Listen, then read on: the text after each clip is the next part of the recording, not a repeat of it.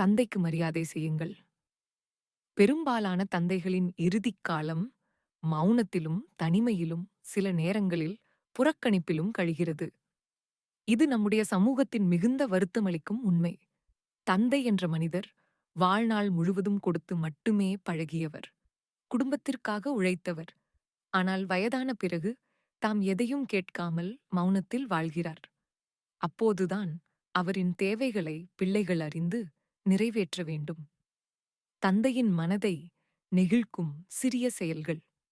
அவருக்கு வாசிக்கும் பழக்கம் இருந்தால் வாரப்பத்திரிகை, புத்தகம் வாங்கிக் கொடுங்கள். சில்லறை செலவுகளுக்காக சிறிது பணம் கொடுங்கள். மூலையில் அமர்த்தாமல் சிறிய வேலைகளில் ஈடுபடுத்துங்கள். பேரன் பேத்திகளை அவரிடமிருந்து பிரிக்காதீர்கள்.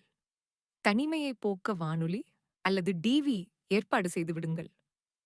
குறிப்பாக மனைவியை இழந்த தந்தையின் தனிமை மிகக் கொடுமையானது. பெண் சூழலுக்கு ஏற்ப பழகிக்கொள்ள முடியும்.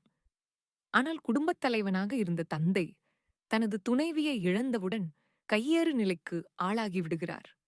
தந்தையின் வாழ்நாள் முழுவதும் அவர் உங்களுக்காக உழைத்தார்.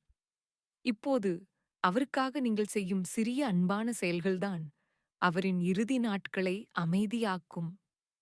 மறைந்த பிறகு மரியாதை செய்யாமல் உயிருடன் இருக்கும்போதே கௌரவியுங்கள். தந்தை மரியாதைக்குரியவர்.